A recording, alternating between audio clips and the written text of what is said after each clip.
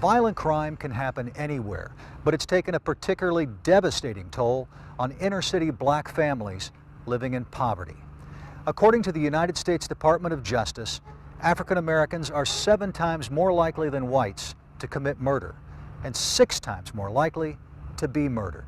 Of course, the big question is why, and the answer is complicated. This is the story of one St. Louis family.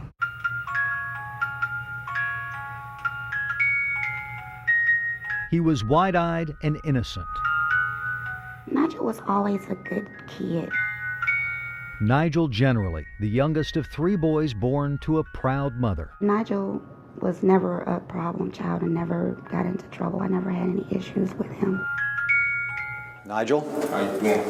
Craig Cheatham. How you doing? Thanks for doing the interview. Yes, sir. Yes, sir. But Nigel had serious problems, and we're all paying the price. He became a gang member at the age of 12. That was a decade ago. Now he's in prison for a murder committed when he was just 19. I won't never see him out here anymore. I won't live unless I live to be 8 years old. I'll never see my son. It's not the first time the family has run on prison time. Let's take a seat. Nigel's father is 20 years into a 75-year sentence for armed robbery.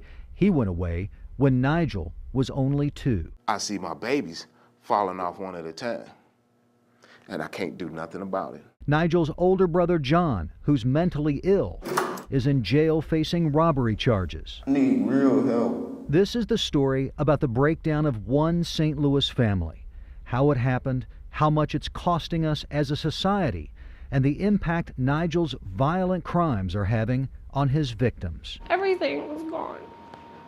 Everything. It's like, and then it's never coming back. Our story begins in Alton, Illinois. Nigel's mom, Nicole, born in 1969, was a little girl known for her big and bright smile. But behind that smile, she was hiding a secret that was tearing her apart. I was abused, sexually abused by family members. She got depressed, had low self-esteem, and felt alone. Nicole says her parents separated and that she rarely saw her father, even though he lived in the same town. He wasn't there, you know, and that hurt a lot.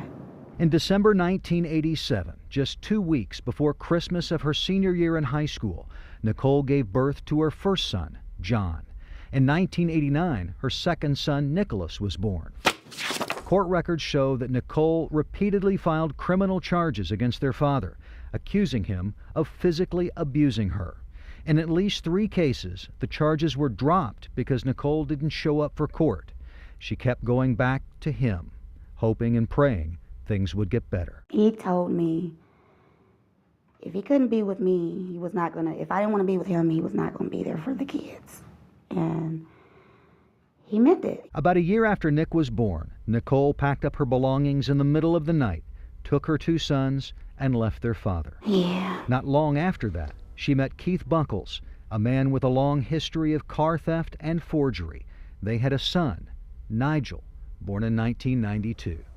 2 years later, Keith Buckles was convicted of armed robbery and sentenced to 75 years in prison for masterminding the operation. She loves them boys more than anything. He spoke to us at the Menard Medium Security Prison in Chester, Illinois. Mr. Cheatham, as God is my witness, I had nothing to do with them doing these armed robberies. 2 of his own children by a different woman testified against him, even though court records show there was conflicting evidence about whether he was involved at all. Keith was convicted and received more time than many killers get for a cold-blooded murder. He also lost his appeal. In the same case, Nicole accepted an Alford plea, which means she didn't admit to committing a crime, but accepted that the prosecution could prove she conspired to commit the robbery. She took the deal because it allowed her to get out of jail and return to her sons. She had nothing to do with this. At all, period. In 1996, 2 years after Keith Buckles was sentenced to prison, Nicole, generally struggling more than ever, was charged with cocaine possession. When she finished her probation in January 2000, she was 31, single, poor, With 3 sons, ages 13, 11, and 8, their fathers were not involved in their lives. She and the boys had moved repeatedly, and that would also take a toll on their family.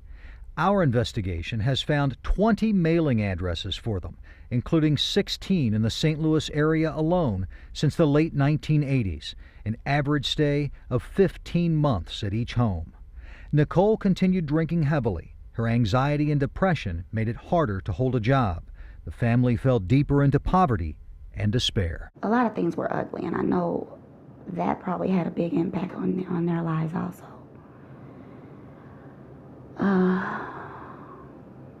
Seeing me drunk out of my mind, you know what I'm saying? Or having a different guy every 5-6 months, you know. Probably because I drank.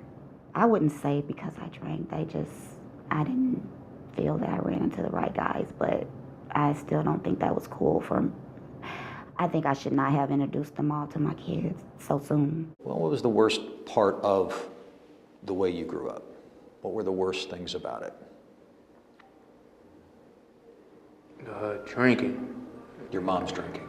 Yeah. We interviewed Nigel at the Menard Maximum Security Penitentiary in Chester, just a short drive from where his father is incarcerated. What was so bad about that? It affects you. It makes you feel like, man, I ain't got nobody. What can I do? You know what I'm saying? I just want to run away, just get away.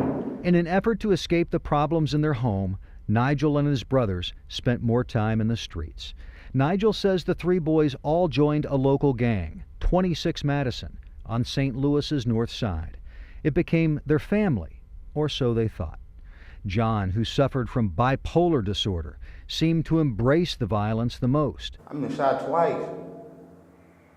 It ain't cool, man. More than 15 of my homeboys get killed. John's mental illness was diagnosed when he was a teen, and even though his mother says she tried to help him, eventually getting him put on medication, John became angrier, depressed, and suicidal. I done tried to kill myself a lot of times. Why? Because I be getting tired of living. I be getting tired of going through this stuff. John, who is 25, Got my daughter right there. says he has 7 children. Got 2 sons right here. Just before he got arrested for a crime he says he didn't commit, John believed that he had it all. Finally, he was able to get a monthly government check for his disability. My girl. And his girlfriend got a government housing subsidy. It was his version of the American dream. I was getting everything that I possibly wanted when I was a kid for my kids.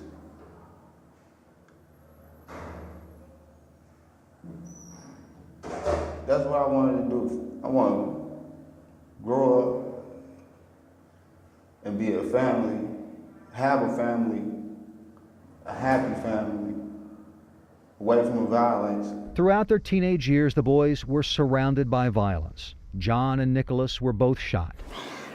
Nicole still remembers running to Nick as he laid on his back, the teenage boy partially paralyzed by a bullet. When I get down there and I see him laying there on the ground, on his back, and he couldn't move, and he looks up at me and he says, "It's your fault for moving us down here. It's your fault," you know, and I can never get that out of my head. I can never get that out of my head. It affects you. Nigel was never shot, but some of his best friends were killed. After one of those murders, he dropped out of school. It was 2008. He was 16. Then, 3 years later, as the 19-year-old father of a newborn son, Nigel claims he was forced to commit a robbery to pay off a debt to a drug dealer. Nigel says the dealer threatened to kill his family if he didn't do it. What else was I supposed to do? 3 weeks before Christmas 2011, 3 gunmen busted through the front door of this Alton home. A half-dozen people were inside, including a small child. The first one came in, so like this, pointing like, get down. Then the rest of them came in, boom, boom, boom. Joe Wade and Christine Owings say all 3 suspects had guns. Right there. One of the gunmen, shot their 2 dogs. They shot twice and we didn't know where the bullets went. Boom. The leader of the group demanded drugs and money, but Wade says they left empty-handed. It's scary as hell. Like, it's a terrifying feeling. I had no choice. Nigel told me he was one of the men who invaded the home. I didn't hold a gun on her. But you were in the house when someone else held a gun on her. Yeah. 2 days later, Nigel made another attempt to repay the debt. This time, he tried to rob 23-year-old Tyler Hoppy at gunpoint.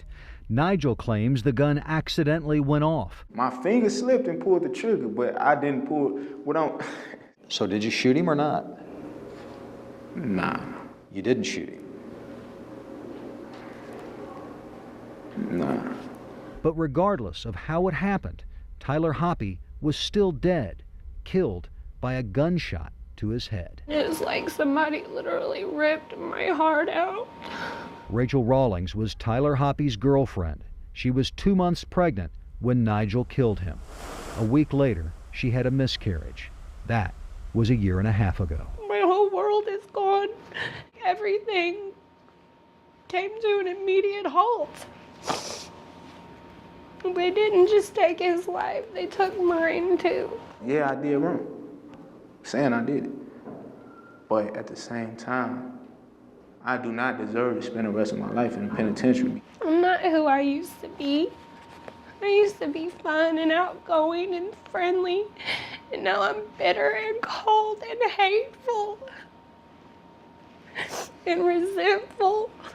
Although Nigel didn't know it at the time of the murder, Tyler was his cousin. I apologize that I put myself in a position to even harm him, but at the same time, that can't change nothing. This is a tragedy, but it's a tragedy that occurs frequently. James Clark What's up, brother? You all right? is the vice president of Better Family Life, We will give you what you need. a local nonprofit that has a long history of helping troubled teens and former convicts get jobs and become involved in the community in a more productive way. We have allowed some of our neighborhoods to become incubators for this kind of family tradition that becomes a neighborhood condition, and now it's a cancer that is eating at the core of the foundation of St. Louis. Like any untreated cancer, the one that has devoured the Generally family continues to grow. I'm doing the same thing to my son that my old man did to me. I've done the blame me thing for all of their years, and I'm trying to get past that because I do know, that I raised them well. I raised them as best as I was able. The past, we have to leave in the past and take each day now to try to make things better and make things right, and to grow closer to each other, as we are all we have.